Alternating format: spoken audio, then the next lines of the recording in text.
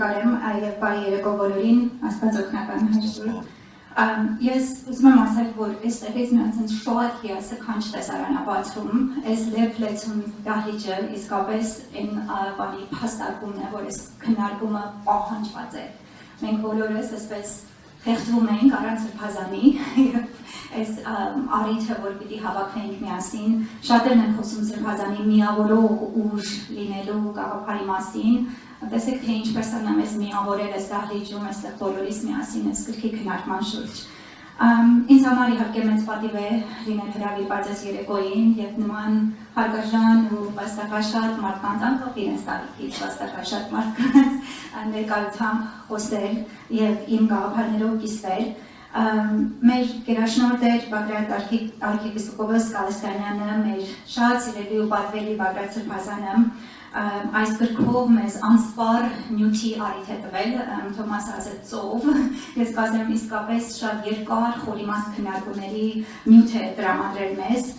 բայց ես այսօր ձեզ հետ կխոսեմ գրքի մի մասի մասին, եւ կխոսեմ որպես հանրային առողջության մասնագետ, առողջապահության կառավարման, չբարձրացնելով ասեմ բժիշկ լինելով, բայց ավելի շատ մասնագիտացած լինելով առողջապահության կառավարման եւ կազմակերպման ոլորտում եւ նաեւ զբաղվում եմ երկար տարիներ տարբեր առողջապահական մասնագետների կրթությամբ, սկզբում Հայաստանում, հետո արտերկրում, հիմնականում Կանադայում, համալսարանում դասավանդում եմ ապագա բժիշկների ներկայացրած եւ ես ձեր հետ կգիսվեմ այնպիսի մտքեր, որոնք իհայտ եկան գրքում ինձ համար։ Գիտեք, իմ մոտ, քանի որ Բագրատ Սրբազանին շատ լավ ճանաչում եմ, կարծում եմ, եւ իր հետ շատ առիթներ եմ ունեցել այս թեմաներով խոսել, իմ մոտ այնպիսի միտում կար, որ ես դժվար թե ինչ-որ նոր բան եմ գտնելու այստեղ, բայց կարող եմ ձեզ ասել, որ այս գլուխը վերընթերցելով եւ ընթերցելով այնքան նոր բացահայտումներ եմ արել ես այս գրքի մասով։ Խոսելու եմ օրինակ եւ կփորձեմ այդ գաղափարները պրոյեկտել մեր այսօրվա երկրի իրականության, մեր կյանքի վրա եւ նաեւ ինչու ոչ ապագայի միտումով, հա, ոչ մեկ թող չզրկի մեզ այդ ապագայի երազանքի եւ միղձերի հայրենիքը կառուցելու եւ այս գրքում կան այդպիսի գաղափարներ։ Նախ պետք է արձանագրենք, որ հայոց եկեղեցու, մեր հայոց երկրում քրիստոնեության հաստատումից հետո շատ արագ եկեղեցին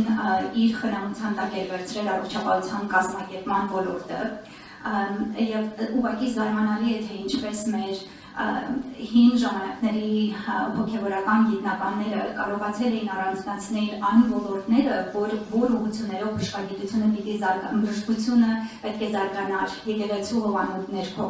Այդ ուղղություններից են բժշկագիտության սոցիալական արժեք լինելը, դրա մասին շատ խոսվում է գրքում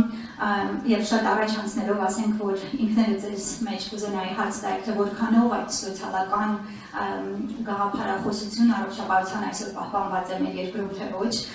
Մյուս ոլորտը դա բժշկագիտության հենց զարգացման ոլորտն էր։ Անմիջապես գրերի դյութից հետո, ինչպես գիտեք, թարգմանվեց ոչ միայն Աստվածաշունչը, այլ նաև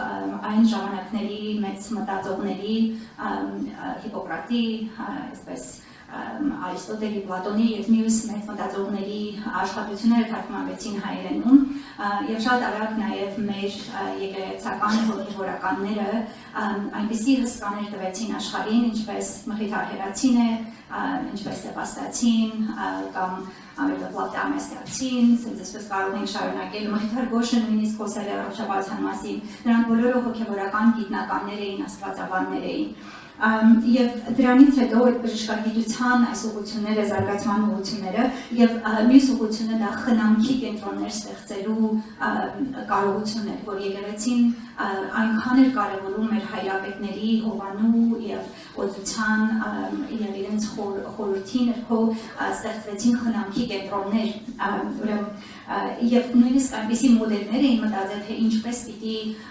այդ խնամքի կենտրոնները սպասարկվեին, ֆինանսավորվեին նույնպես, որպեսզի այդ սոցիալական արդարության, ֆինանսական արդարության սկզբունքը պահպանվեր։ Եվ երևի հարցերի հետ մի քիչ ավելի մանրամասն կխոսենք այս ամեն ինչի մասին, Թոմասը ասաց, որ ես երկար տարիներ բնակվում եմ արտերկրում, բայց պատերազմից հետո Հայաստան վերադառնալուց հետո շատ բնական էր իմ համար փորձել գտնել համախոհ բժիշկների եւ սրբազան պայքարի երիտասարդների մեջ կային բավականին այսպես առաջադեմ մտածող բժիշկներ, ովքեր շատ մեծ հույս են ներշնչում, որ այս գաղափարներով դաստիարակված բժիշկների աշխատողների մյուս սերունդը պիտի որ օգնի մեզ կերտել այդ ապագան, որի մասին Սրբազանը այնքան գեղեցիկ նկարագրել է այս գրքում։ Բաղդադ Սրբազանը այնպիսի խորիմաստ փիլիսոփայական աստվածաբանական ձևով նկարագրում է հայ եկեղեցու ընկալումը առողջության եւ առողջապահության մասին, բայց դա անում է այնքան մատչելի ձևով, որ ես պիտի խնդրեմ, եթե չեք կարդացել այդ գլուխը, հատկապես այսօրվա քննարկումից հետո մեկ անգամ եւս վերընթերցեք։ Եվ մի գաղափար ուզում եմ առանձնացնել այս ներածական խոսքում, հետո ավելին կարող ենք խոսել, որ եկեղեցին բժշկության խորհուրդն է համարում մարդու վերականգնումը, նրա ամբողջական, մարմնական եւ հոգեվոր առողջության վերականգնումը։ Այսինքն մեր եկեղեցական ընկալման մեջ չի տարանջատված մարմնական առողջությունը հոգեվոր առողջությունից, եւ բժշկի կերպարը ստեղծելով այդ ծիրի մեջ, բժիշկը համարվելով տարապողներին մխիթարող եւ այդ բժշկելու գործում եկեղեցին տեսնում է ոչ միայն հոգեվորականին պարտավորությունը տարապյալներին մխիթարանքի ծառայություններ մատուցելու, այլ նաեւ բժշկինը եւ այդ մարդկային բնության խախտումների եւ անկատարություններին պետք է եւ անհրաժեշտ է որ մենք դիմակայենք համբերությամբ եւ հույսով, այսինքն հովվական եւ բժշկական խնամքով։ Լինելով բժիշկ, սա ինձ համար այսպես շապավելով էի կարդում այս մասին, թե ինչպիսի դեր է մեր եկեղեցին վերագրել բժշկին, բժշկի մասնագիտությանը եւ բժշկին նկարագրել է այդ շնոր ունեցող անհատը, որը պետք է այդ շնորը բաշխի եւ անբացահայտուց բաշխի իր շնորհները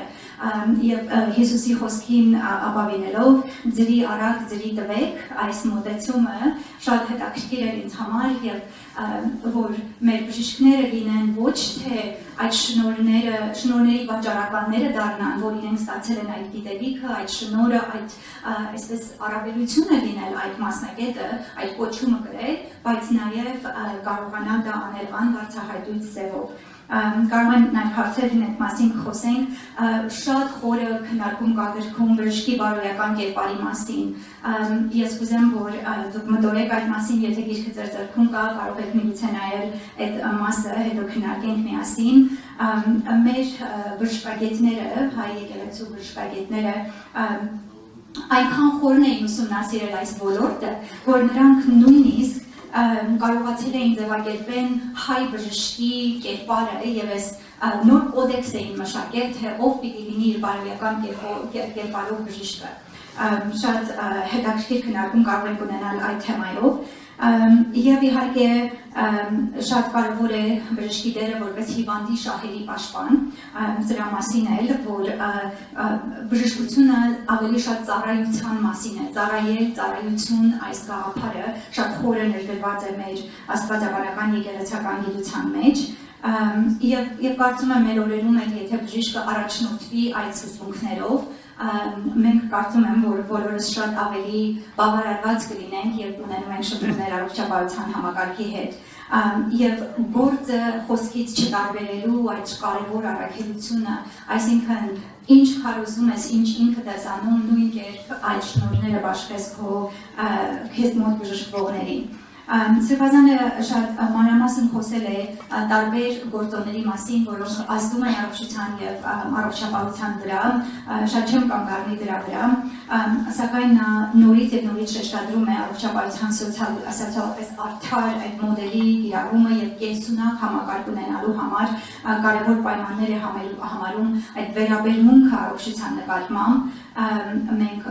այդ քրիստոնեական ընկալումների մեջ սիրո եւ հավատի վրա հիմնված ընկալումներում ծառայության տրամադրումը եւ արդար ֆինանսավորման կամ ռեսուրսների արդար բաշխման վրա հիմնված ծառայությունների մատուցումը։ Գաղտնիք չէ, որ այսօր Հայաստանում մարդիկ առողջապահական ծախսերին առերեսվելով կարող են հասնել աղքատության շեմին։ Բժշկագիտության մենք այսպիսի ցուցանիշ ունենք, դա կոչվում է կատաստրոֆիկ ծախսեր առողջապահության վրա, հայերեն աղետալի ծախսեր, եւ որն են դրանք։ Այն ծախսերը, որոնք քեզ մղում են ընտրություն կատարես սննդի եւ այլ կենսական անհրաժեշտության ծառայությունների եւ ապրանքների միջև, որովհետեւ դու կարողանաս օգտվել առողջապահական ծառայություններից։ Վերջին տվյալը, որ իմ ձեռքի տակ կա 2021 թվականին 17%-ից ավելի դնային տնտեսությունները, ընտանիքները մեր այդ վտանգի առաջ են կանգնած, նրանք կատաստրոֆիկ, այդպես աղետալի ծախսերի առաջ են կանգնել։ Եվ խոսում է Սրբազանը այս բոլոր անարդարությունների, նրանց խորքային պատճառների մասին։ Երևի Թոմասը ստեղ ես մի քիչ պաուզա կտամ եւ մյուս մեծ թեման, որ շոշափվում է գրքում եւ եթե հարցեր լինեն, կենսաբարոյագիտության եւ այսպես կոչված բիոէթիկայի, բարոյաէթիկայի մասին է քննարկումը։ Կուզենամ նաեւ եթե կլինեն ցանկություն կլինի այդ թեմայով էլ խոսենք, մարդու արժանապատվության վրա հիմնված առողջապահություն ունենալու մասին է սա այդ տեսլականը, որ ներկայացնում է Սրբազանը, հարգելով մարդուն անձին որպես Աստծո պատկերով եւ կատարելության մի երակի եւ բժիշկները հանդիսանալով ունենալով այդ մեծ առաքելությունը վերականգնելու այդ խաթարումները, այդ աստվածանմանության մոտեցնելու մեզ այդ գործը մեր հոգեվորականների հետ վերապահված է մեր բժիշկներին։ Եթե բժիշկներ կան դահլիճում,